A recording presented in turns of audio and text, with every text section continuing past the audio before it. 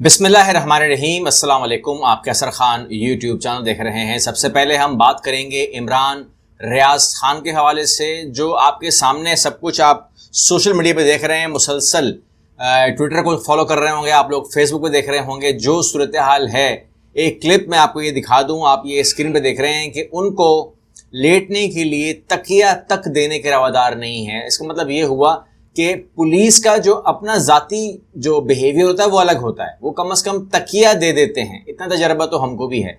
लेकिन जब उनको ऑर्डर आ जाए कि तकिया भी नहीं देना और क्या करना है, यानी कि एक इंसान को आप जो है जितना उसको आप तंग कराने के लिए कहा जा रहा है उतना को किया जा रहा है।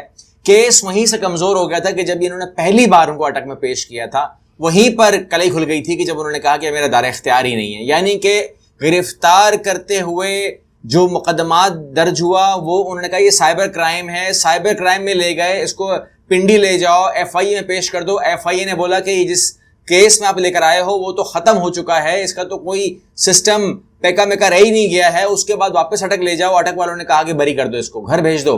वहां पहले ही सहन में चकवाल खड़ी है, चकवाल ले गई, चकवाल कहती है सदर के पास है, सदर कहते हैं डोडियाल के पास है, तमाशा लगाया, उसके बाद कहते हैं लाहौर ले जाओ। ये तमाम चीजें जो हो रही हैं उनको पहले से बता दिया था कि इनको 20 शहरों में घुमाया जाएगा, मेंटली टॉर्चर किया जाएगा। अब तो कुछ नाम भी आ रहे हैं, मलक अहमद खान का नाम तो पहले ही आ गया था, उन्होंने खुद ही कह दिया था कि बड़ा ज़बरदस्त काम हो रहा है।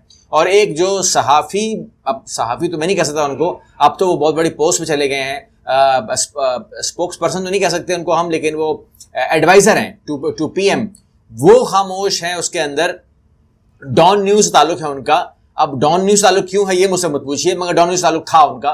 इसके अलावा सूरत हाल ये है कि अब इनका जो एक मोटिव था, जिसमें हिना परवेज़ भट्ट का नाम मेरे पास आया है, हिना परवेज़ भट्ट का ये लाहौर बुलाने की जो बात है वो हमारे इल्म में आई है कि ये इनकी फरमाइश पे हुआ है। लाहौर क्यों आए हैं ये हिना परवेज़ भट्ट जानती होगी। हमारे पास सिर्फ नाम आया है ज़राए से कि हिना परवेज़ भट्ट का इसमें जिक्र है कि उन्होंने कहा था कि लाहौर से लेकर आओ पहले।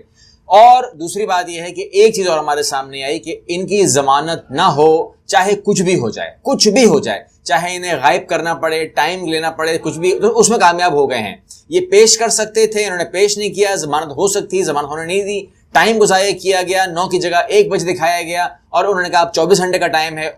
टाइम ख़त्म हो गया। और अब उसके बाद हो गया है कि ईद की छुट्टियाँ हो गई हैं। क्योंकि ईद की छुट्टियाँ हो गई हैं, मेरे हिसाब से तो ये चीज़ ऐसी नहीं होनी चाहिए थी, क्योंकि हमारी अदालतें 24 घंटे काम करती हैं और 24 घंटे जो काम करती है अदालतें, उनके ऊपर ईद, बकरा ईद असर नहीं करती। लेकिन बहरहाल यहाँ उसने असर कर दिया है और अब हमको ये बताया जा रहा है कि उनको ईद में कोई रिलीफ नहीं मिलेगा। उनको जिस तरीके से आपने देख लिया, उनको इस तरीके से या किसी भी तरीके से जो है उनको वहाँ रखा जाएगा। ये थी अब तक की अपडेट। अगली अपडेट मैं आपको फ़ौरन दे दूंगा, जो आएगी मेरे पास ज़राए से आएगी, क्योंकि अब मीडिया से तो नहीं आ रही, ज़राए से आ रही है। जो हमारे 2 सहबाब वहाँ पर मौजूद हैं, जो भी मुझे वो अपडेट करेंगे आपके सामने रख दूंगा। एक चीज़ और चल रही है कराची के हवाले से, और वो ये है कि खालिद मकबूल ने फारूक सत्तार के तहफ़्फ़ुज़ात दूर कर दिए, मामला तय हो गए। अपनी कमज़ोरी को मजबूत करने के लिए, चूँकि वो डिवाइड हो रहे थे, फारूक सत्तार अपनी पार्टी खड़ी कर रहे थे और उसका डायरेक्ट जो वोटर है वो MQM कट रहा था।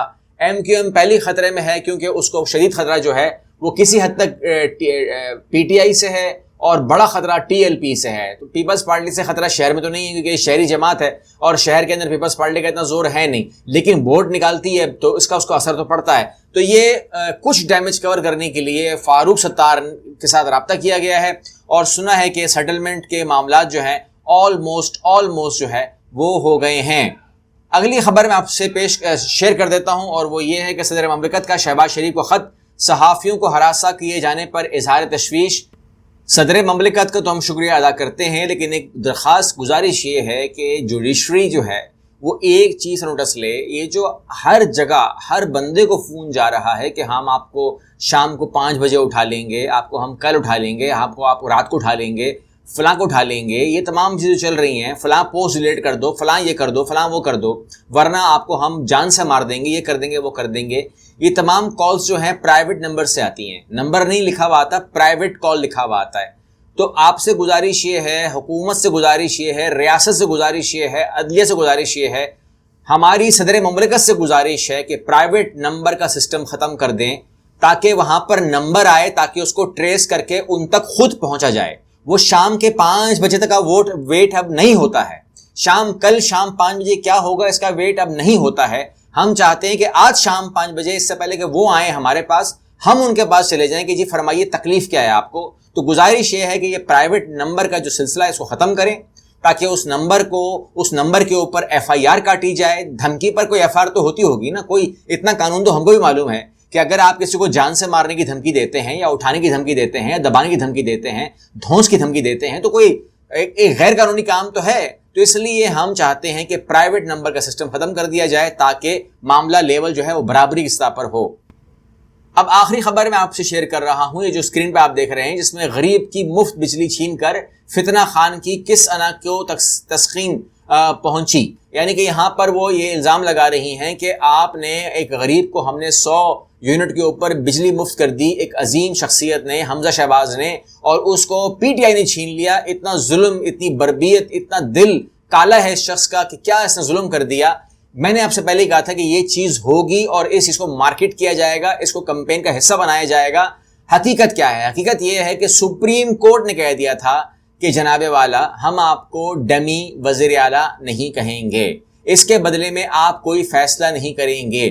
22 تاریخ کے بعد آپ کو یہ اختیار ہوگا کہ اگر آپ وزیر اعلیٰ منتخب ہو گئے تو آپ وزیر اعلیٰ کے طور پر ایکٹ کر سکتے ہیں، فیصلے کر سکتے ہیں، جس کا اطلاق اس وقت سے ہو یا مستقبل کے دور کے اوپر ہو. لیکن اگر آپ وزیر اعظم نہیں ٹھہرتے، وزیر اعلیٰ نہیں ٹھہرتے، تو اس کا اطلاق کسی اور پہ نہیں ہونا چاہیے. تو اس کی خلاف ورزی، سپریم کورٹ کے حکم کے خلاف ورزی کرتے ہیں حمزہ، اور وہ کہتے ہیں کہ میں آنے والے وقت کے لیے 100 میٹر کے اوپر بجلی ہمیشہ کے لیے فری کرتا ہوں. تو آپ کا تو 22 کو فیصلہ ہونا ہے، ابھی 8 تاریخ ہے، آپ کا تو 2 ہفتے بعد فیصلہ ہو جائے گا کہ آپ ہوں گے، آپ وزیر اعلیٰ بنیں گے یا نہیں بنیں گے. اس وقت آپ جانتے ہیں کہ اس ٹائم آپ عبوری یا آپ کیئر ٹیکر چیف منسٹر ہیں فار ٹائم بینگ، یہ جانتے ہیں آپ. اس کو آپ کو کہہ دیا تھا کہ آپ کو نہیں کہا جائے گا، آپ کی فرمائش کے اوپر، آپ کی درخواست کے اوپر، اسی درخواست کے اوپر عمران خان نے آپ کو قبول کیا ہوا ہے کہ آپ اس ٹائم کوئی فیصلہ نہیں کریں گے. تو یہ جو فیصلہ آپ نے کیا تھا 100 یونٹ والا، یہ قطعی طور پر اس آدمی کو زیب دے گا جو 22 تاریخ کے بعد کرے گا. اگر آپ 22 تاریخ کا الیکشن جیت جاتے ہیں،